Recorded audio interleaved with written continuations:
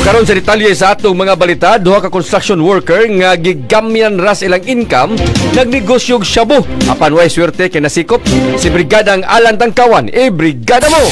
Brigada report. Gigamyan na sa iyang income. Usa ka construction worker ang miundang sa pagtrabaho og namaligyag shabu kay dako og kita apan gidimalas kay nadakpan sa kapulisan sa lungsod sa Liloan, Cebu. Ang mga gidimalas giila nga si Raul Estrera alias Titing, 48 anyos, taga Purok Banica, Sitio Sambag, Barangay San Vicente, lungsod sa Liloan. Nasikop usab si Velvin Ates, 41 anyos, nga kauban ni Estrera. Suma pa ni Police Major Eric Hingoyon, hipi sa Liloan Police Station. Anaa sa listahan sa ilang buhatan si Estrera nga taud-taud na nga nalambigit sa pagpadagan sa ginadiling drugas nga negosyo. Si Estrera nagtrabaho kaniadto sa construction. Apan kay wa makontinto sa kagamay sa iyang kita, miundang sa pagtrabaho sa construction ug nahaylo sa pagpamaligya og shabu kay giingon nga dagko og kita. Atol sa operasyon na-recover ang 11 ka pinakiti, laing medium size nga pinutos ug baybas money nga motimbang 5.55 gramos nga mo kantidad kapin sa 37,000